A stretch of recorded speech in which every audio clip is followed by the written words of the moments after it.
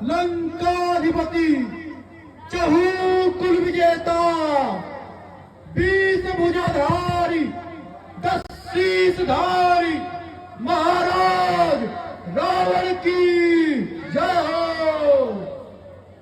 सेनापति कंपन, क्या संपूर्ण तीनों लोक में निशाचर जाति और दशानंद रावण की ध्वज पताका आज भी उसी प्रकार से फहरा रही है जैसे युगों पहले हो रहा था? अवश्य महाराज, भला आपके राज में ऐसा कौन ही हिम्मत कर सकता है जो आपके सामने खड़े होने की हिम्मत भी कर सके। हे महाराज, देवता किन्नर नाग हर जगह पर आप ही की पताका है।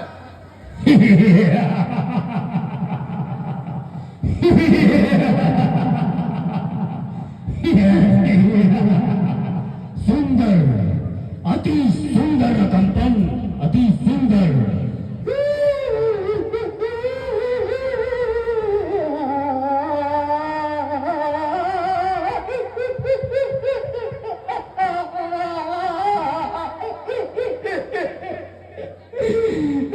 जिस राजा के तीनों लोगों में विजय पताका उसकी मानानाथ हो जाए, ऐसा अपमान जमाने में किसी का भी नहीं हो। बहुत अधिक पीड़ा हो रही है।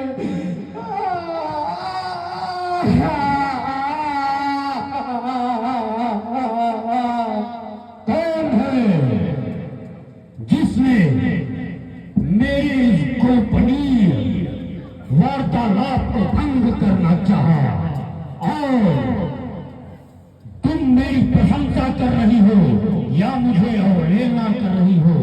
बताओ तुम कौन हो? अरे धिक्कार है भैया, धिक्कार है। जो खुद को तीनों लोगों का राजा कहे, उसे इस बात का अंतर नहीं पता कि उसकी प्रशंसा हो रही है कि उसकी अवहेलना हो रही है।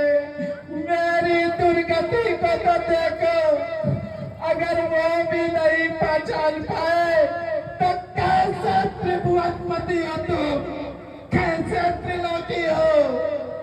सुपूर्णखा, ये कैसी दशा तुमने बना रखी है और किसने तुम्हारे नाक और कान काटे हैं? अभी अति शीघ्र बता मुझे। चले, ये तो अच्छा हुआ कि देर से सही त्रिभुवनपति रावण को यह याद है कि उसकी बहन सुपर्णखा दरबार में आई है। भैया, शायद तीनों लोगों को जीतने के बाद तुम्हें अभिमान हो गया है। भैया, तुम्हें कुछ पता नहीं, सभा में दिन भर बैठे रहते हो और खुद के अनुचरों के साथ चर्चा करते हो कि तीनों लोगों को जीत लिया। अरे तुम्हारे रहते मेरी ये दुर्दशा हो गई। भैया, बहुत लंबी कहानी है, मैं कहाँ से शुरू करूं और कहाँ खत्म करूं? तुम तो रावण हो, तुम तो सब जानते हो, भला तुम्हें पूछते हुए लज्जा नहीं आती? सुपूर्णखा, व्यर्थ प्रालाप मत कर और मुझे तू ही बता कि किसने तेरे नाक और कान काटे हैं? कौन है जिसने तुझे इस तरह से यहाँ भेजा है? बता, कौन है वो? भैया, ये मेरे नाक और कान सिर्फ और सिर्फ इसलिए कटे हैं क्योंकि मैं लंका के राजा रावण की बहन हूं। भैया, मैं नित्य प्रति के भांति ज्योति में भ्रमण कर रही थी, वहीं पर भैया मैंने देखा कि दो राजकुमार मुनि वेश में आए हुए हैं। हे भैया, आप तो जानते हैं यही का शासन है, वहां पर मुनि यज्ञ इत्यादि अब नहीं करते। ऐसे में जब मैंने देखा कि ये मुनि कुमार कहां से आए हुए हैं, तो मैं उनके समीप जाकर कहने लगी, मैं रावण की बहन हूँ, तुम लोग यहाँ पूजा इत्यादि कर्म नहीं कर सकते। हे भैया, जब मैंने उनसे कहा कि मैं रावण की बहन हूँ, तो वो मेरे साथ उद्दंडता करने लगे, मेरा अपमान करने लगे। हे भैया, जब मैंने क्रोध करना चाहा और हठपूर्वक बताया कि मैं त्रिभुवनपति रावण की बहन हूँ, अरे भैया, मेरी नाक को हठपूर्वक काटा और मेरी नाक नहीं कटी भैया, तुम्हारा कपाल कटा है। मूर्खा, क्या कहा तुमने कि दंड कारण्य में दो वनवासी आए हैं और उन्होंने तुम्हारी नाक काटी है? हाँ भैया, अरे दो वनवासी ही नहीं, उनके साथ तो एक स्त्री भी थी। भैया, वो स्त्री इतनी सुंदर थी कि वह स्त्री वन में रहने योग्य नहीं, अभी तो वो लंका के राजमहलों में रहने योग्य थी। किंतु हे भैया, जितनी बार मैंने उनसे बताने का प्रयास किया कि मैं रावण की बहन हूँ, उन्होंने हर बार मेरी अवहेलना की और अंततः आपकी प्यारी बहन की यह दुर्दशा हो गई भैया, यह दुर्दशा हो गई। उन दुस्साहसियों ने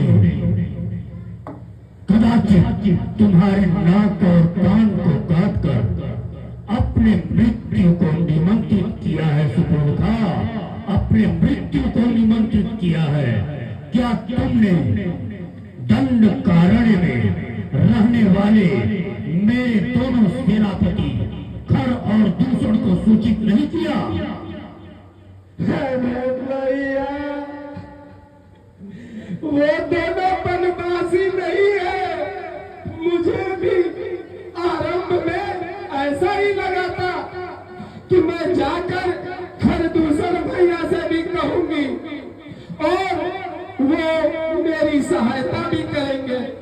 किंतु हे भैया, वो दोनों कुमार वो घोर मायावी है।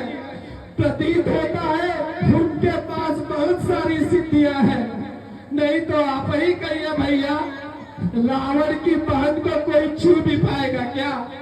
उन्होंने मेरी नाक और कान नहीं काटी भैया, उन्होंने खरदूषण का भी अंत कर दिया है भैया, खरदूषण का अंत कर दिया।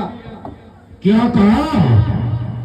खर और दूषण दोनों मारे गए?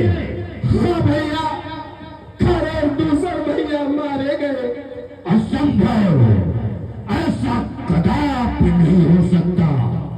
खर और दूषण को कोई नहीं मार सकता।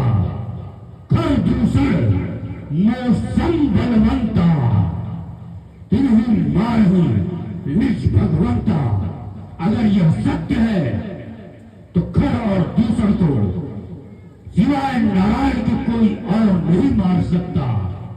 अगर खर और दूषण मारे गए तो नारायण ने अवतार ले लिया है, यह सिद्ध हो चुका है। और मैं पैर बढ़ा करके संपूर्ण निशाचर जाति का कल्याण करूंगा। हे सुपुर्खा, तू किंचित भी चिंतित ना हो। तेरा ये भाई दशानन रावण अभी दंड कारण्य बनने जाता है और जिस तरह से उन सबों ने छल से तेरे नाक और कान भी हत्या होती है, हे मेरी बहन सुपुर्खा, तो किंचित भी भयभीत ना हो। जय महाकाल, अकाल मृत्यु हो मरे जो काम करे चंडाल का, स्वयं काल भी उसका कुछ कर नहीं सकता जो भक्त हो महाकाल का। ये धन्य हूँ कि मेरे रावण जैसा प्रतापी भाई है। अब मैं महल में जाकर विश्राम करती हूँ और आपके विजय की प्रार्थना करती हूँ। प्रिय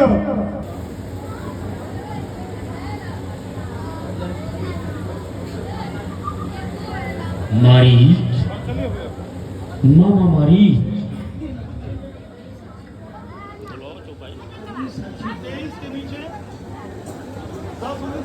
मामा, मामा मारीच, मामा श्री, मामा, मामा मारीच, मामा आंखें खोलो मामा, देखो कौन आया है मामा,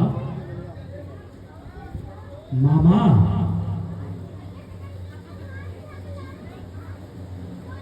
अरे लंकाधिपति महाराज रावण को मारीच का प्रणाम स्वीकार हो। मामा मैं कहो वत्स भांजे, कैसे आना हुआ? आज तो तुम्हारे इस मुखमंडल पर कुछ चिंता की रेखाएं दिखाई दे रहे हैं। आसन ग्रहण कीजिए।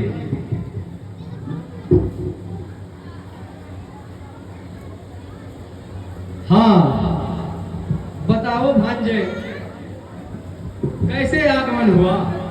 और आज तो मैं देख रहा हूं कि तुम्हारे मुखमंडल पर कुछ चिंता की रेखाएं दिखाई दे रही हैं। हाँ मामा। और बताओ, सब कुशल तो है? मामा लंका में सब तो सकुशल है, परंतु हमारी बहन सुपुर्खा के कारण मैं कुछ चिंतित हूं मामा। क्या हुआ भांजे? मामा दंडकारण्य वन में दो वनवासी पंचवटी में एक कुटी बनाकर रहते हैं और उनके साथ एक सुंदर स्त्री भी है। सुपुर्खा आकाश मार्ग से जा रही थी, सहसा उसकी दृष्टि पंचवटी की तरफ पड़ी तो उसने देखा कि उन वनवासियों के साथ एक अत्यंत ही सौंदर्यवान स्त्री भी है। तो सुपुर्खा ने जाकर के उन वनवासियों से प्रस्ताव में ये कहा कि हे वनवासियों, अगर यह सुंदर स्त्री लंका में महाराज लंकेश के साथ रहे तो इसकी और शोभा बढ़ जाएगी, परंतु उन वनवासियों में से जो छोटा वनवासी है उसने सुपुर्खा की नाक काट डाली मामा, सुपुर्खा की नाक काट डाली। अतः मुझे आपके सहायता की आवश्यकता है। कहो भांजे, क्या आवश्यकता है? मामा मैंने सुना उसी का नाम राम है और छोटे का लक्ष्मण। छोटे ने ही सुपुर्खा की नाक काटी है और हम ये चाहते हैं कि जिस प्रकार से मेरी बहन सुपुर्खा का छल से नाक और कान काटा गया है, ठीक उसी प्रकार से मैं भी छल से उसकी स्त्री का हरण कर लूं। अतः हे मामा, आप नाना प्रकार के रूपों को क्षण मात्र में बदल सकते हैं। अतः मेरे विनम्र निवेदन को स्वीकार करें और उस पंचवटी के पास जाकर के स्वर्ण का मृग बन जाए, जिससे वह सौंदर्यवान स्त्री आपको देखकर सम्मोहित हो जाए। और जैसे ही वो वनवासी आपके पीछे दौड़ेंगे, आप अत्यंत ही घने जंगलों में उन्हें लेकर चले जाइएगा और इधर मैं उसकी स्त्री सीता का अपहरण कर लूंगा। नहीं नहीं भांजे, कदापि ऐसा नहीं करना। जिनका नाम बता रहे हो, राम लक्ष्मण, अरे भांजे, मेरी मुलाकात उनसे हो चुकी है जिन्हें तुम साधारण मनुष्य समझते हो। वो साधारण मनुष्य नहीं है। और तुम ऐसा भूल मत करना, नहीं तो तुम्हारा सर्वनाश हो जाएगा। मामा, अरे भांजे, मेरी बात तो सुन लो। ऐसा न हो कि विनाश काले विपरीत बुद्धि, ऐसा न हो। तुम नहीं जानते मेरी मुलाकात उस राम से हुई है जिन्होंने बिना फर का बाण मारा और मैं 100 योजन दूर जाकर के गिरा। उन्हें तुम साधारण मनुष्य समझ रहे हो।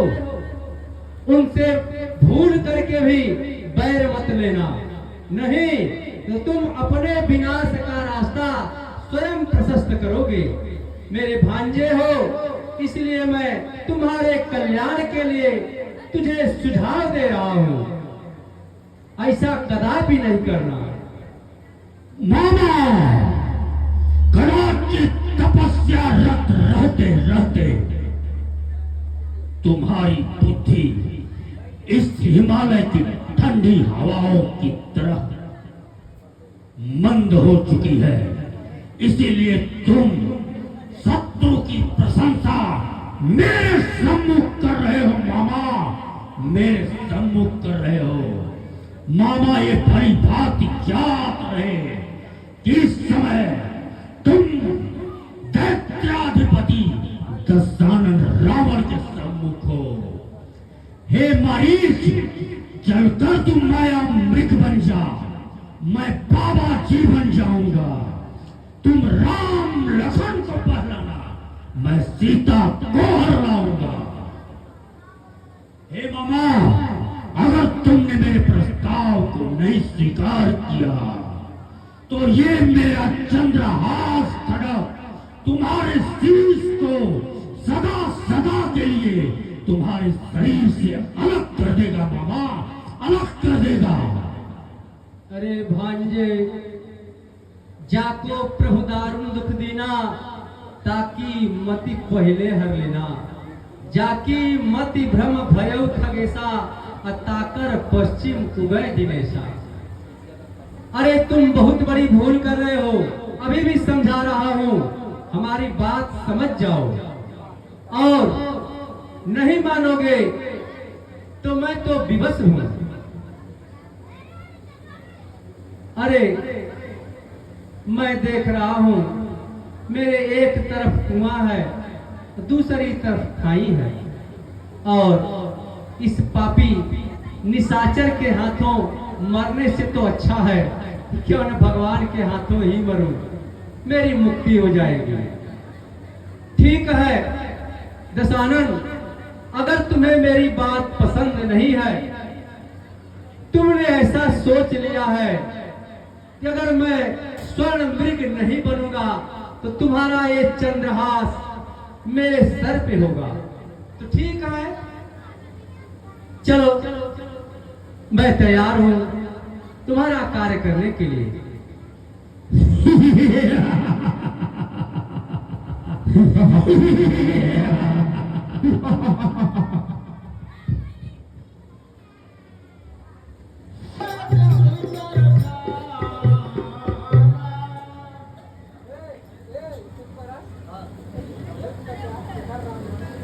ये स्वामी, यह देखिए कितना सुंदर मृग है।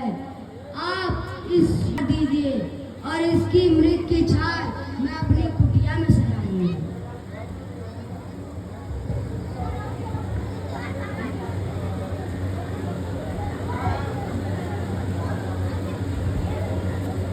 तब रघुपति जानत भयानक रूपी वन में प्रत्येक जगह अनेकों प्रकार के राक्षस विचरते हैं। तुम उन राक्षस से सावधान रहना और सीता की रक्षा करना।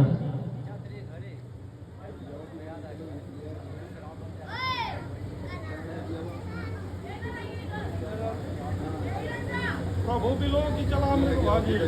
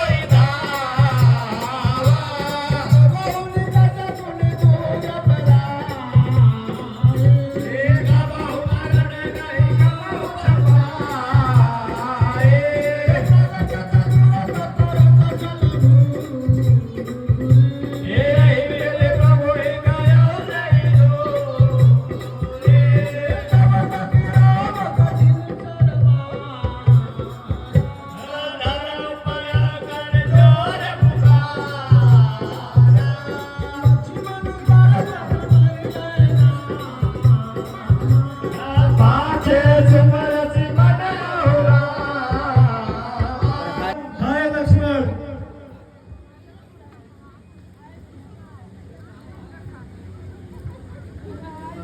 हे लक्ष्मण, मुझे लगता है कि तुम्हारे भ्राता बहुत बड़े संकट में हैं। अति शीघ्र जाइए। हे माता, वो तो चराचर के स्वामी हैं, भला उनको कुछ कैसे हो सकता है? मुझे प्रतीत होता है कि तुम्हें अपने भ्राता से प्रेम न रहा। नहीं माता नहीं, ऐसा करके आप तो उसको पाप का भागी बना रही हैं।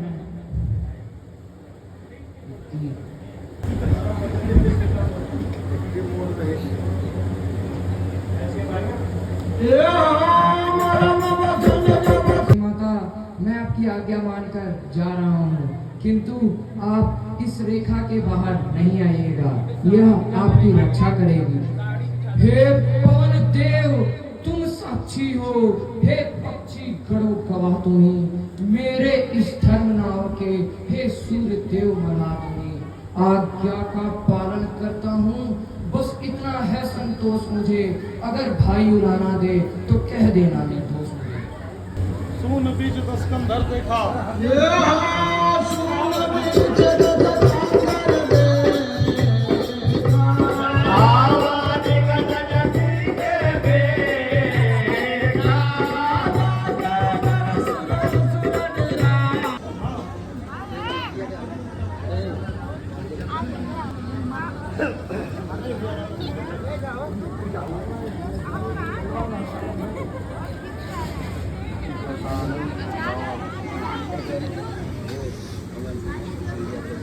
भिक्षां देहि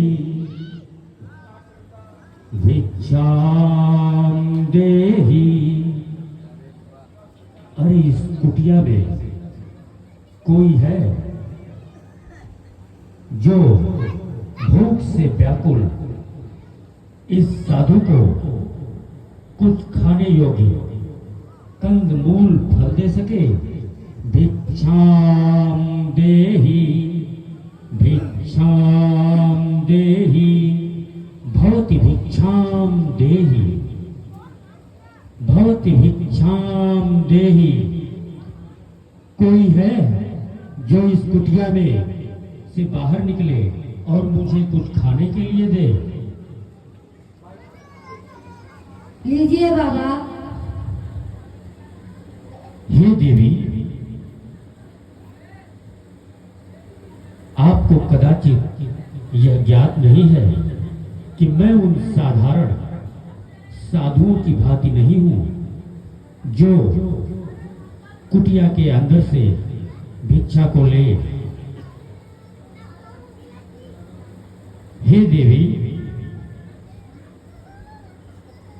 कृपा करके अगर आप चाहती हैं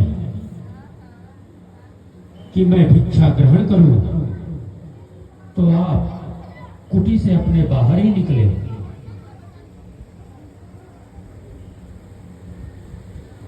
मैं जो है इस रेखा से बाहर नहीं आऊंगी। हे देवी, अगर आप किसी सीमा से बंधी हुई है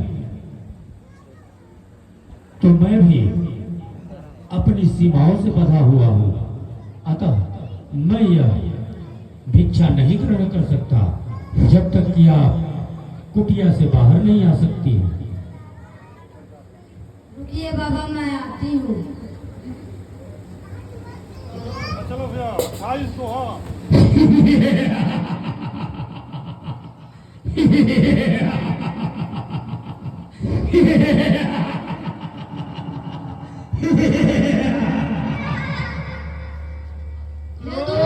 ये तो तुम कौन हो और कहाँ से आए हो?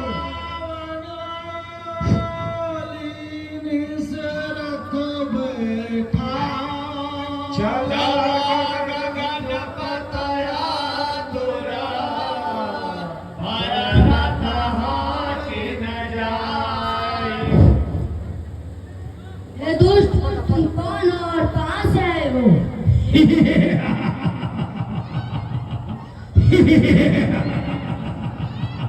कदाचित तुम्हें यह ज्ञान नहीं है सीता, मैं लंकाधिपति रावण हूँ, रावण। मैं ही ब्रह्मा, मैं ही विष्णु, मैं ही महेश, मैं लंकेश, मैं लंकेश। मैंने जनक के उस स्वयंवर में ही प्रण किया था कि एक न एक दिन तुम्हें अवश्य लंका लेके जाऊंगा सीता, अवश्य लंका लेके जाऊंगा।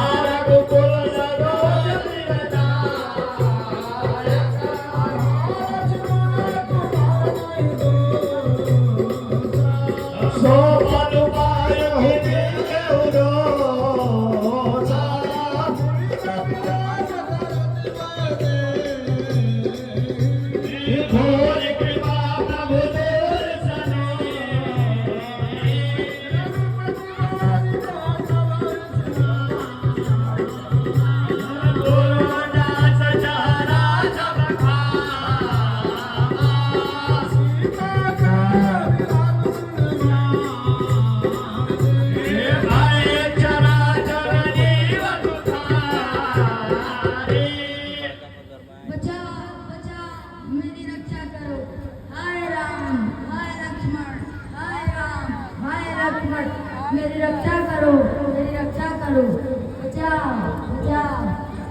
हाँ रामकृष्ण गीत धरा जिसमें आपको पानी। अरे ये तो मैं देख रहा हूँ किसी निरीह अबला स्त्री के रोने की आवाज सुनाई दे रही है, और इस स्त्री को लगता है कोई जबरदस्ती लेकर के जा रहा है। कौन स्त्री यह हो सकती है और यह दुष्ट कौन हो सकता है? ध्यान से देखना पड़ेगा कि स्त्री कौन है जो इतना विलाप करती हुई जा रही है, और कभी राम बोल रही है, कभी लक्ष्मण बोल रही है, और यह दुष्ट कौन है? ओ, अब मैं देखा, यह तो जगदम्बा जगत जननी मां जानकी है, सीता जी। और यह दुष्ट तो लंकापति रावण लग रहा है। हाँ हाँ, वही भैया है। अच्छा अच्छा, दुष्ट, इसका मतलब तू सीता का हरण करके ले जा रहा है। ठहर ठहर, अभी मैं तुझे ठीक कर देता हूँ। तेरी इतनी दुस्साहस कि मेरे रहते हुए तू सीता को जबरदस्ती लेकर के जा सकता है? अच्छा ठीक है, रुक रुक, अब मैं तुझे अभी ठीक करता हूँ। कौन दुस्साहसी है को रोकना चाहा, कदाचित उसको ज्ञात नहीं है कि दशानन रावण के मार्ग को अवरुद्ध करना अर्थात स्वयं की मृत्यु को निमंत्रित करना होता है। हे बच्ची, तू कौन है और तू क्यों मेरे मार्ग में आकर खड़ा है? हट जा और मुझे आगे बढ़ने दे।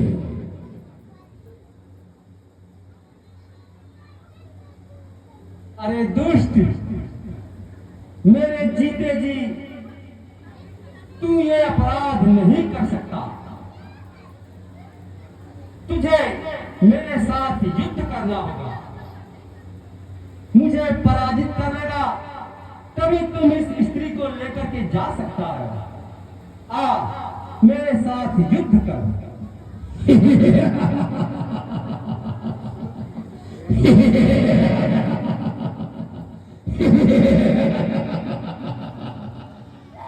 कदाचित अब दशानन रावण को इन साधारण से बूढ़े बच्चियों से युद्ध करना पड़ेगा। अरे मूर्ख, तुझसे युद्ध करके मैं असुरों के इतिहास को कलंकित नहीं करना चाहता। अतः मेरे मार्ग को छोड़ के हट जा और मुझे आगे बढ़ने दे।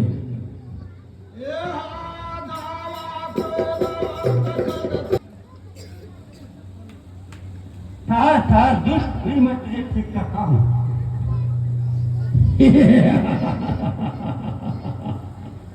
अरे बूढ़े पक्षी, अगर तू युद्ध करना चाहता है तो युद्ध ही कर, परंतु एक बार पुनः तुझे समझा देता हूँ, अगर प्राण प्रिय है तो हट जा मेरे मार्ग से।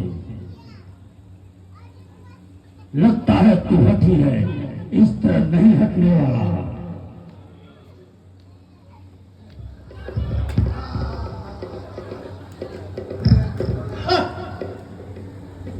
ये कौन है जिसके पंखों के मार से ही मैं मूर्छित हो गया?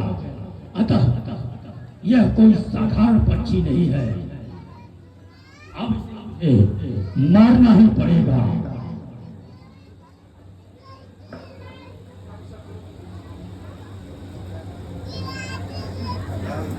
मैं इसे बूढ़ा पक्षी समझकर छोड़ रहा था, परंतु ये अत्यंत ही दुस्साहसी है।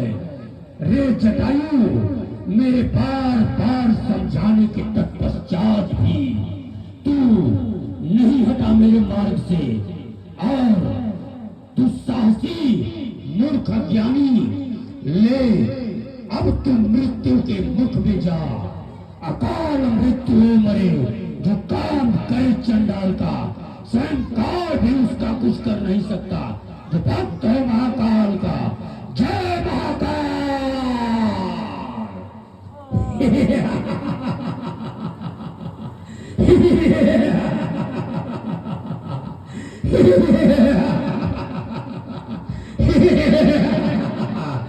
जय शिव शंभो।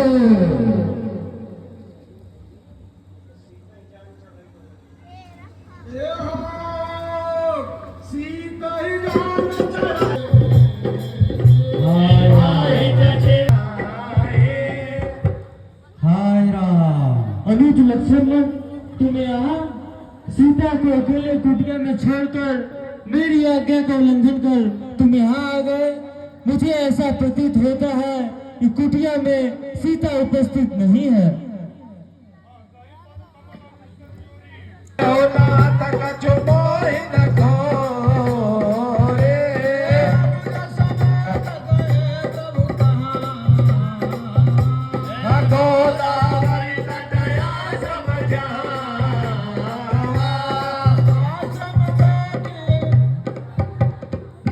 इसमें मेरी कोई गलती नहीं है।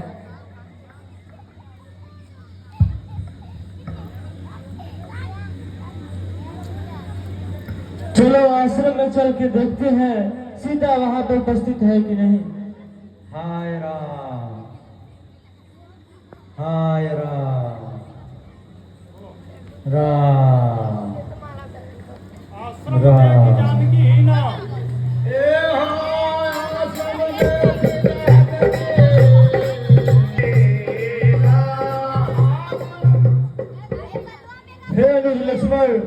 मैंने तुमसे कहा था ना कि कुटिया में सीता उपस्थित नहीं है। देखो आगे हे खग मृग है भ्रमर वृंद, तुमने सीता मृग नैनी देखी, कोकिल कुक कुक कर बतला दे, तूने कोकिल बैनी देखी। हंसो मत हंसो, जरा बतलाओ तो, देखा राज हंसनी को, सिंह होकर जो इतना कह दो, देखा मैथिली सिंघनी को। हे पहरेदारों बिन वृक्षो, पोलोवर देवी किधर गई, हे पूर्व कुटी तू ही बदला, वो उधर गई या उधर गई। आगे परा हाय राम, हाय राम, हाय राम, हाय राम, हाय राम, हाय राम, हाय राम, राम राम सब कहागी दबचन धरि धीरा राम राम।